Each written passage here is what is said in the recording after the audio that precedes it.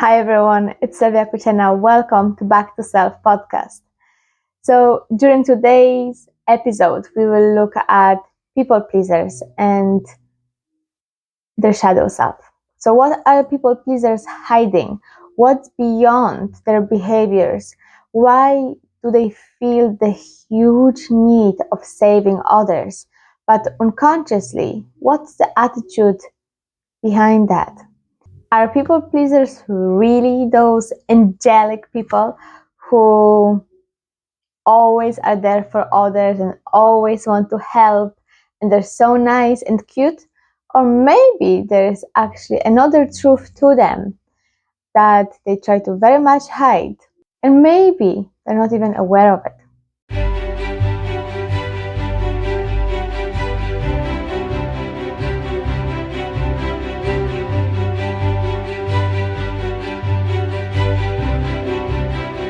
So if I were to describe people pleasers and their personality traits, it's very easy to understand that they're always there for other people. They always try to help, they always try to save others, fix their problems. They always prioritize needs and desires and even feelings of other people over their own needs, over their own feelings, even at the cost of their own well-being. People pleasers also struggling with boundaries. They're struggling with boundaries of other people's, but also they don't really have boundaries themselves. They're struggling with saying no. They're struggling with assertiveness. They're really afraid of being rejected. They don't like conflict and they will try to avoid conflict at all costs nearly. And they really run away from any disapproval. So they don't like any disapproval. They don't like any criticism. They like to often be seen as the golden child, the golden person, the person that is always reliable, that people can count on, and they just want to feel liked because that's how they seek external validation. That's how they seek safety through external validations. So if people will perceive them as very helpful and reliable, that means they would feel likable. And when they feel likable, when they feel lovable, that means they feel safe. It can be simply said that their self-worth is pretty much tied to external validations and how people are perceiving them. So what is really important to remember that people pleasing is a trauma adapted personality trait. So that means people pleasers are formed in your childhood as a survival mechanism so you could feel safe, especially in the environments where love, safety, acceptance, approval were conditional. So let's look at the environments maybe that people pleaser were growing up in, because these are the environments where caregivers definitely didn't feel safe. Often they were emotionally unavailable. Often they were very much critical or even narcissistic. Another environment would be a household with chaotic, neglectful, and unpredictable dynamics. So it was very hard for them to figure out what they are coming back to. They didn't know what was the next step, what would be predictable in that house, what kind of mood mom would have, what kind of mood dad would have. Would they be arguing? Would there be tension? Would there be fights? So in chaos, they were surrounded by chaos, where the love was very much conditioned. So people pleasers often got praised for being the good child or the golden child. They got actually punished. You got actually punished when you expressed your needs. That was never took with care, never listened. In fact, you were punished for it made feel guilty, made feel selfish. So it's almost like you were not allowed to have your own needs. It was more important what other people needed around you than yourself. That's also when you learned to prioritize others. That's also how you learned to have people on pedestal. That's how you learned to neglect your own needs. That's how you learned to neglect your own desires. You also learned that love must be earned through compliance and self-sacrifice. So love isn't free. Love doesn't come easy. You have to earn it to have it, especially at your own cost. So as a result, children in such an environment, they become hyper aware and hyper attuned of other people's emotional states. They're very much understand how other people are feeling, and they can read the room very easily. They suppress their own needs in order to maintain harmony and to avoid abandonment or rejection, or sometimes even punishment. So people pleasers often form a relationship that feels very transactional. If I will be this person, if I will not say my own needs, then at least I have you. If I will act certain ways, then it's very likely that I won't lose you. If I will say or behave certain ways, then it's more likely that you will accept me. So you can see people pleasers don't really trust in unconditional love, unconditional acceptance, because that's something that they never had, that's something that they never actually experienced. So the concept of you're enough and you're acceptable feels almost like alien concept, foreign concept. It doesn't really ring a bell. They feel like it's idolized. They feel like, yes, it sounds great, but not in my life, not in my reality. I know different. So children who learned to become people pleasers, they took on different roles in the family dynamic, roles that help them survive. So please remember, people pleasing is just a trauma coping mechanism. So the first role that people pleasers take on is, of course, caregivers. They are there to soothe other people's emotions. They're there to look after somebody else. Another role, the peacekeepers. So their role is to diffuse tension in the house, just to keep everyone calm and under control. Another role, the achiever. So they will become visible, they will gain approval through performance. So look, I did well. You can be proud of me. This is how I earn your love. Look at me, how much I have achieved.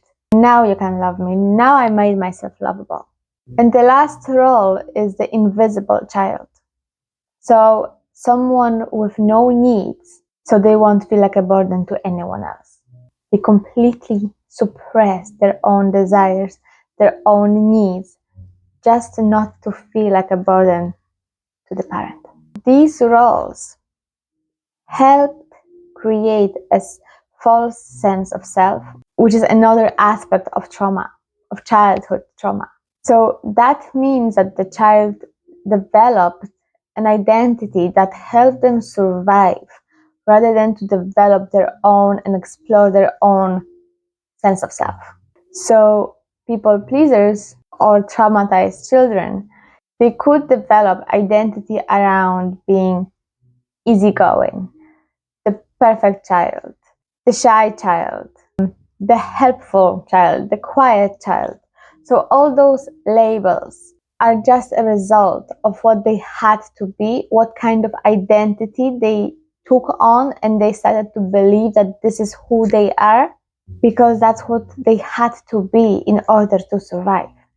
This is what they had to be in order to feel like they matter. They had to find a way. You had to find a way to survive and to somehow exist in that chaotic, neglectful, abusive environment. And all of this at the cost of your own identity at the cost of your own authenticity. You lost that. You also lost emotional honesty. You abandoned your own body, you abandoned your own emotions. So it's easier to be in the head, it's easier to have the list, what to do, what are the expectations, tell me and I will meet all of them. Tell me who you want me to be and I will be that perfect person for you. Tell me what's your expectations and I will make sure I meet all of them. That's just the part of the people pleasers. Roles, how they developed, and how they really are. So it's also another aspect I would like to add in here is that there is such a thing. So let's look at the traumatic bond, which is psychological attachment based on traumatic childhood experiences. So I'm talking about the Karman drama triangle. So this triangle includes the victim, includes the rescuer, and it includes the persecutor. So the victim often feels oppressed or helpless. The rescuer is there to save or to fix the victim, to protect the victim. And then the persecutor is the abusive one. It criticizes, judges, and dominates the others. And as you probably guessed, people pleasers often go with the role of the rescuer. I will rescue from this. I will take the abuse on me so you can feel safer. So the people pleasers are drawn to the rescuer role. So when they save, they can feel worthy. When they fix, they can feel accepted. But there is downfall of that. People pleasers often feel exhausted. They feel resentful. They feel resentment and anger and guilt. They don't allow themselves to actually feel that. And as a result, they keep everything inside. They have the happy mask on, but the minute they come back home, they're like, oh, I'm exhausted. I don't have any energy for anything else. So people pleasers often outside with friends, with family, like external family, they're very much outgoing. They're often great helpers. They're very much likable. But at home, they're often neglectful. They're often not really present. They don't have the energy to be present mother. They don't have the energy to be there for the people that they need them the most, because they were so busy saving the whole world that they don't really have the energy for any other conversations. They don't have the energy for any more savings. They don't have the capacity to hold another conversation. They don't have the energy to help or to be present and to have quality time with the family members. It's almost like they will take their family for granted. So this brings us to the core of this episode, where we will look at the shadow of people pleasers. Because people pleasers, yes, outside they show one word. On the inside, there's actually a different story to them. So one of the most common trait of people pleasers, of the shadow self now, is that they have unacknowledged anger or resentment. And when I said unacknowledged, is that they probably don't know that themselves because they don't allow themselves to feel angry. They don't allow themselves to have needs or desires. And yet, as a result, they might be very jealous of other people's achievement. They might be very jealous of what other people have. They find it difficult to form relationships. They will find difficult to trust people. They will find difficult to have meaningful, equal relationships. People pleasers, the shadow self of people pleasers, often is afraid to be perceived as selfish or being unlovable. I will come back to the unselfish part because they will praise being selfless over being selfish. But that can be toxic, and I will cover that in a few minutes. Another shadow part of people pleasers is that when they actually want autonomy, they want power, and they want the truth, but they won't have the courage to actually embrace all of that. So it always will feel like they're living in a lie. They always will feel like they don't know who they are. And they will resent people who are more confident. They will avoid people who they can't treat as projects to fix, because those people will actually trigger them the most. On the other hand, actually, people pleasers often attract narcissists because narcissists actually are the mirror to them, showing them their own wounds and what do they really need to heal in themselves. So if people pleasers will deny their own shadow, that could lead to burnout, to become very passive aggressive, or even to sudden emotional outbursts without really understanding what is going on, what's wrong with me, and might, as I said, result in attracting people that will actually trigger your own wounds, will trigger your own childhood traumas. And as a result, you might actually feel like you constantly live in the past, that there's no actually good people, that there is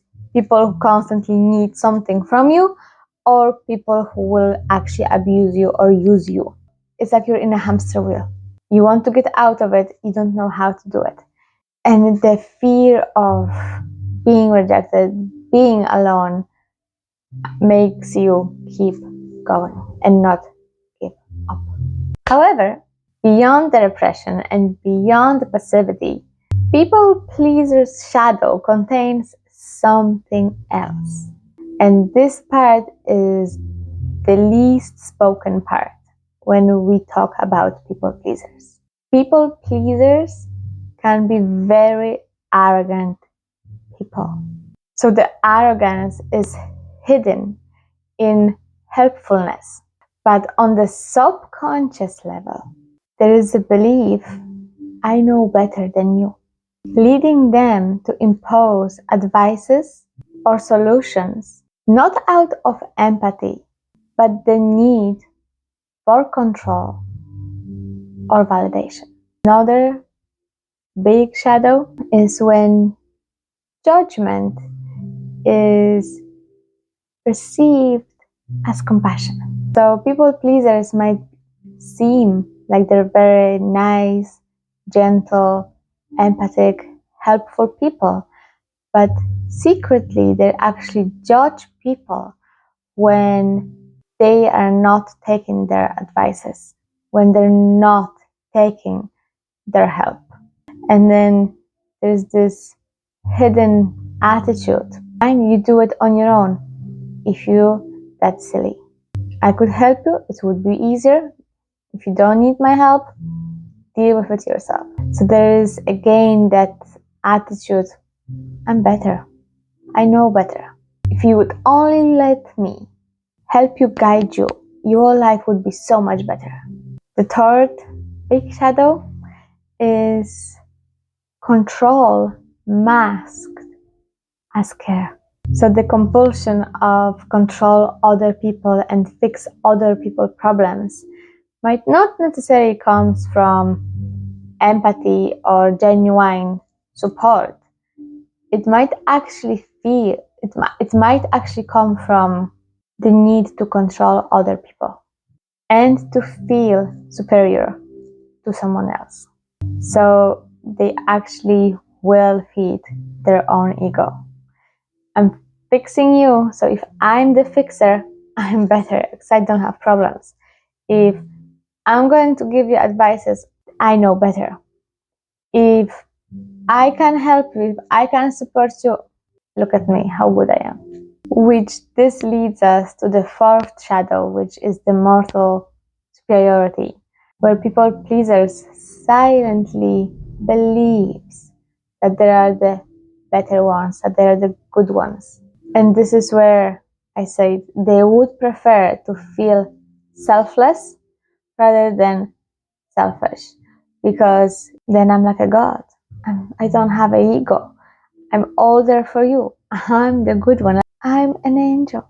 With that, people pleasers often look down at people who actually have boundaries, who are assertive, and people who are able to say, no, it doesn't suit me. So you can see how the shadow really plays a big role in people pleasers.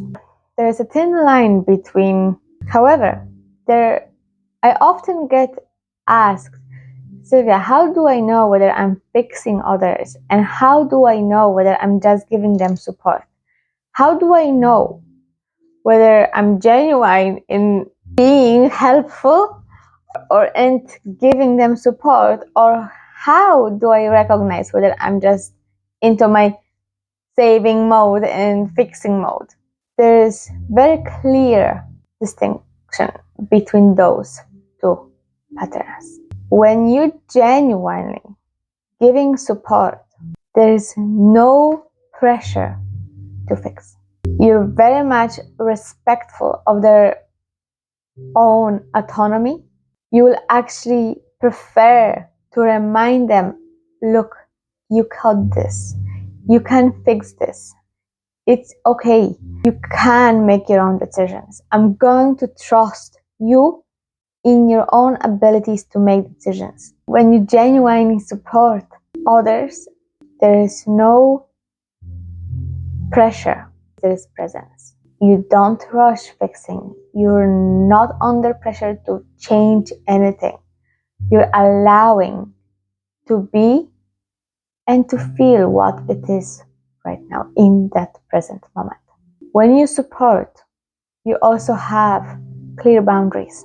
You know how much you can give and how much would be too much. You wouldn't do it at your own cost. You wouldn't abandon your own needs in order to fix other people. You wouldn't give too much advices either. You know when to step back. And it's okay. So you're not really feeding your own ego. You're there genuinely for the other person. Having said that, it means that emotionally you clean. So that means you don't try to get anything back for yourself. You don't try to get an outcome. There's no expectations of the outcome. There's no expectations of these other people appreciating you and letting you know how good of a friend you are. There's no expectations whatsoever. There's no pressure for you to be visible, seen, lovable, accepted. It's clean. So on the other hand, when you're fixing, every advice, every help is driven by your own self-worth or codependency. So you're doing things so you could feel better. You're doing things so you can feel worthy. And it's codependent. They need you, you need them. Emotions are very much entangent. So yes, it creates emotional entanglements, causes difficulties then to understand what emotions are mine, what emotions are yours, where are we, what belongs to me, what belongs to you. It's just we become one. It's very messy. It's just another chaos. When you're fixing, you're crossing the other person's boundaries, but also you're crossing your own boundaries. So at your own cost, you will go there and try to fix, but you also don't listen. You don't listen what they are telling you that they need. You just do as you think they need, or you just go with what you think is best for them. You don't listen. You don't hear them. what they're telling you that they need. And again, it leads to be controlling rather than caring. So it feels like you're more controlling, more pressure, more I'm going to tell you and I'm going to do this and I'm going to help you and this is how the outcome's going to be, rather than I'm letting it go. It's okay. Solution will come whenever you will be able to see the solution. You can see the distinguishment between being supportive and actually being the fixer, the savior. There are actually 5 different steps you can take to help you heal from the people pleasing if you just apply those 5 things. So number 1 is self-awareness. Always self-awareness is always the first step. You can't change anything if you're not aware of it. It's believed that the self-awareness is actually 80% of the work. The rest of it is just the 20%. So recognize and name your patterns. That will require you to be honest with yourself, to have the courage to look inside and go against your ego almost and tell yourself, oh my goodness, yes, I've been doing this. I wanted to help, but really I was just controlling. So name your patterns. Be honest with yourself. The second part of it is reparent your inner child. So no self-judgment. You got to give yourself a good sense of safety within yourself. This is where you're not looking for validations externally. It's more internal work. It's really important for you to feel safe and loved again. So you're going to have to reparent your inner child. The third step is, of course, setting boundaries. You got to learn how to set boundaries without fear, without judgment, without, oh my God, I can't say no.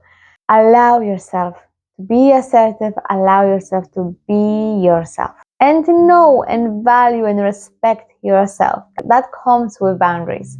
The minute you start to value yourself, respect yourself, boundaries will come so much easier to embrace, to communicate. And of course, embrace your shadow. So don't judge yourself for having the shadow, for having those needs, of having those unconscious patterns. Remember, people pleasing is part of your childhood trauma. This was your coping mechanism that worked great when you were a child. Now it doesn't work. Now it's time to change and to come back to your authentic self.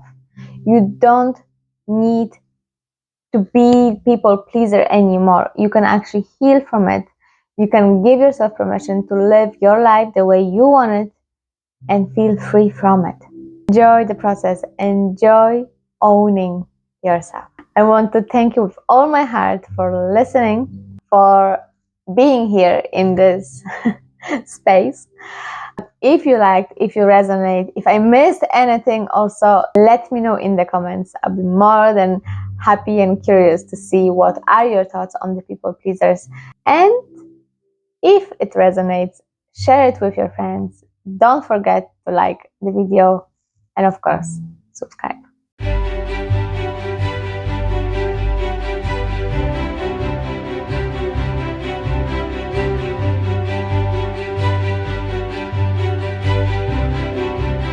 I will see you soon. Bye.